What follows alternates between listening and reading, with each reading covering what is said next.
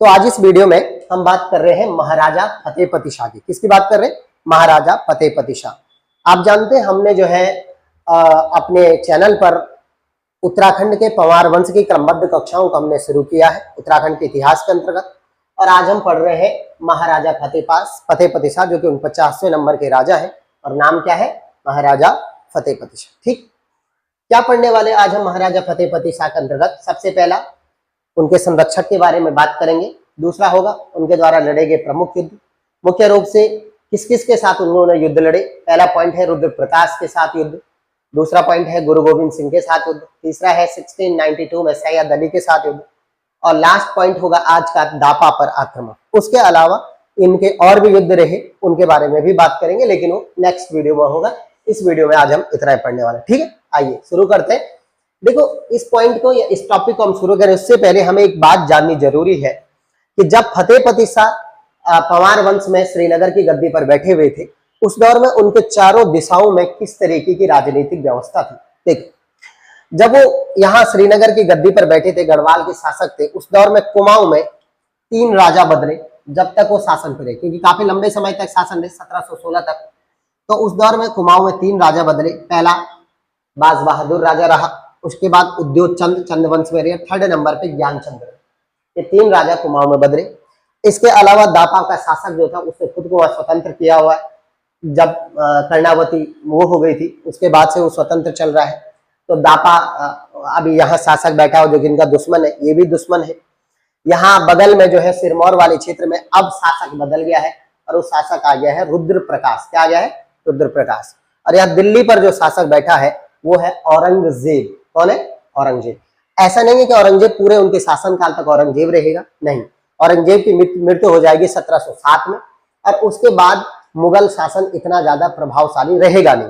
तो इस वजह से ये परिस्थितियां ही राजनीतिक परिस्थितियां थी फतेहपति शाह के जमाने। ठीक, आइए शुरू करते हैं। आप सीधे पहले संरक्षक की बात करते हैं। देखो, जो महाराजा फतेहपति शाह थे, उनके 2 संरक्षक रहे।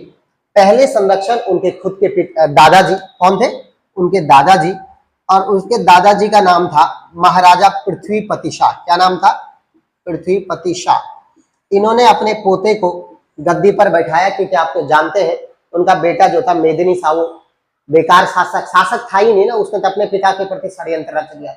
तो इस वजह से महाराजा पृथ्वीपति शाह ने अपने बेटे को देश निकाला दे दिया था। आप पिछले वीडियो में जाके देख सकते हैं। और इसलिए पृथ्वीपति शाह ने अपने पोते, और पोते का नाम था फतेहपति शाह। क्या नाम था? फतेहपति शाह। इनको गद्दी पर बैठाया।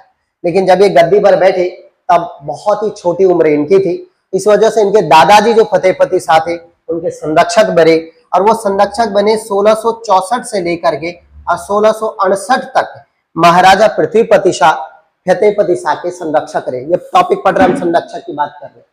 तो फतेहपति शाह के संरक्षक रहे। लेकिन 68 में फतेहपति शाह की मृत्यु हो गई, और जब उनकी मृत्यु हुई तो अब पृथ्वीपति शाह की जो पत्नी थी, यानी फतेहपति शाह की मां, महारानी कटौची, क्या था?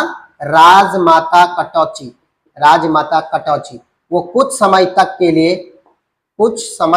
लिए वो संरक्षक रही। किसकी?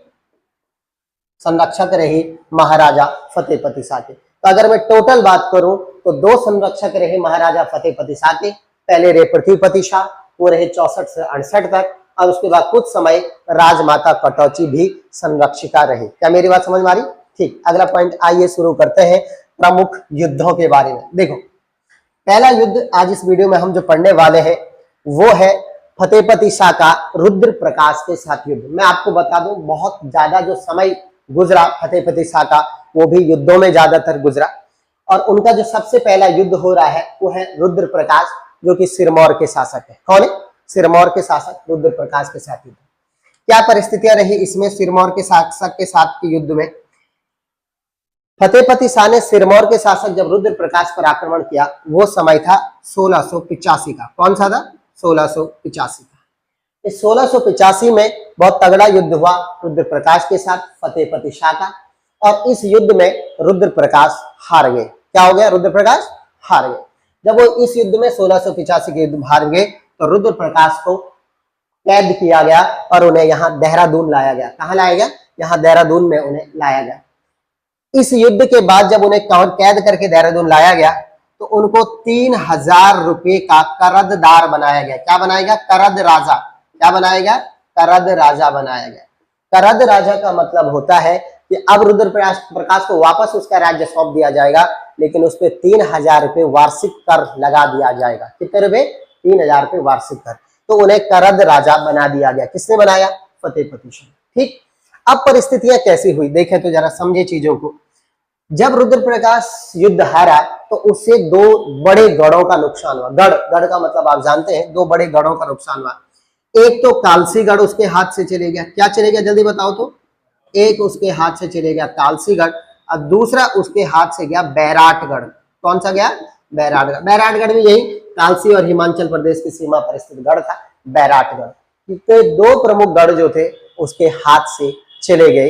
तो ये युद्ध जो हुआ अब समाप्त हो गया है रुद्र प्रकाश के साथ। तो पहला पॉइंट हमारा खत्म हो गया। रुद्र प्रकाश के साथ युद्ध कब हुआ? 1685 में। कितने का करददार बनाया गया? 3000 का करददार। उसके कौन से दो गढ़ हट गए? कालसीगढ़ और बैराटगढ़, वो उसके हाथ से चले। ठीक, अब एक चीज यहाँ पे देखो। अब दूसरा हमारा पॉइंट है कि सर गुरु गोविंद सिंह के साथ युद्ध कौन हुआ, कैसे हुआ? देखो कौन है गुरु गोविंद सिंह? ये सिखों के 10वें गुरु हैं। कितने नंबर के? 10वें गुरु। और ये उस समय देखो ये है सिरमौर, और सिरमौर के बगल में है कांगड़ा, और कांगड़ा के बगल में यहां है पंजाब। क्या है जल्दी बताओ? पंजाब। और पंजाब पर शासन कर रहे हैं गुरु गोविंद सिंह। कौन कर रहे हैं? गुरु गोविंद सिंह। ठीक, अब देखो जरा सा, इसके गुरु गोविंद सिंह के साथ युद्ध क्यों हुआ? इसके कई कारण माने जाते हैं। इनमें से पहला कारण सुन लो जरा सा। इनमें से पहला कारण ये है कि कई लोग कहते हैं कि रुद्र प्रकाश ने, सुनना थोड़ा सा, कई लोग कहते हैं कि जो रुद्र प्रकाश हैं इन्होंने गुरु गोविंद सिंह को यहाँ पौंटा साहिब, कहाँ पड़ता है? देहरादून और हिमाचल की सीमा पर, हिमाचल हरियाणा की बॉर्डर लाइन पर पड़ता है पौंटा साहिब। तो कहते हैं कि रुद्र प्रकाश ने पांवटा साहिब, कहां पे बोल रहा हूं मैं? पांवटा साहिब में किसको? गुरु गोविंद सिंह को दुर्ग बनाने के लिए जगह दे दी। कई लोग कहते हैं गुरुद्वारा बनाने के लिए दी, कई कहते हैं दुर्ग बनाने के लिए एक जगह दी। जो भी हो, आज तो वहां पे गुरुद्वारा है, गुरुद्वारा बनाने के लिए जगह। जब ये जगह दे दी गई पांवटा साहिब में गुरु को रुद्र प्रकाश के द्वारा, तो कहते हैं कि फतेह शाह को अब लगा गुरु से हमें नुकसान हो सकता है, हमें असुरक्षा हो सकती है, यानी कभी भी गुरु जो है हम पर अटैक कर सकता है। इस असुरक्षा की भावना की वजह से कई लोग कहते हैं कि फतेहपति शाह ने यहाँ पौंटा साहिब के नजदीक ही गुरु गोविंद सिंह पर आक्रमण कर दिया। कई लोग ऐसा कहते हैं। दूसरा कारण, कई लोग ये भी कहते हैं कि जो फतेहपति शाह है, सुनना थोड़ा एक एक बात को, जब फतेहपति शाह ने रुद्र प्रकाश को हरा दिया तो कई लोग कहते हैं कि रुद्र प्रकाश ने गुरु गोविंद सिंह से सहायता ली थी। कई लोग क्या कहते हैं? गुरु गोविंद सिंह से क्या ली थी? सहायता ली थी। कई ऐसा भी इतिहासकार कहते हैं। कई इतिहासकार और भी कहते हैं कि यहाँ पंजाब के नजदीक एक बिलासपुर जगह थी और वहां का राजा था, वहां का शासक था भीम सिंह। क्या नाम था? भीम सिंह। और कहते हैं उस भीम सिंह की बेटी का विवाह हो रहा था फतेहपति शाह के बेटे से। ठीक, किससे हो रहा था?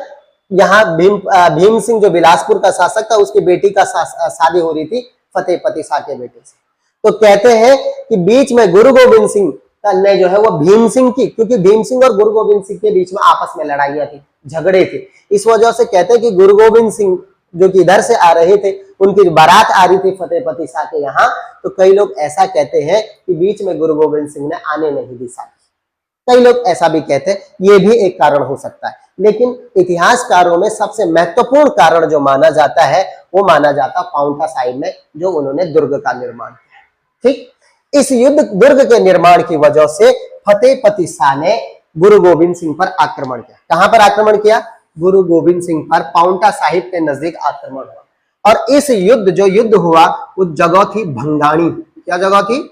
भंगाणी। भंगाणी नामक स्थान पर युद्ध हुआ और जो समय था वो था 1688 ईस्वी। ये युद्ध में कौन जीता? कोई भी नहीं। कहते हैं कि ये युद्ध अनिर्णायक रहा। कैसा रहा? अनिर्णायक, मतलब न कोई जीता न हारा।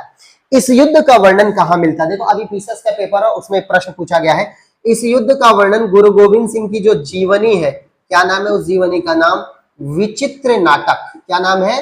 विचित्र नाटक। उसमें इस युद्ध का वर्णन मिलता है। और उनके उस जीवनी में लिखा हुआ है कि पहाड़ी राजा जो ये फतेहपति शाह था, इन्होंने हम पे बिना बात के आक्रमण किया, हम इनसे बिल्कुल भी रुष्ट नहीं थे, ना हमने इनका कुछ किया था, ये बिना बात के इन्होंने हम पर आक्रमण किया। इस आक्रमण का कोई भी डिसीजन, कोई भी निर्णय नहीं निकला। तो दूसरा पॉइंट हमारा हो गया गुरु गोविंद सिंह के साथी। क्या ये पॉइंट आपको समझ में आ गया? जल्दी बताओ।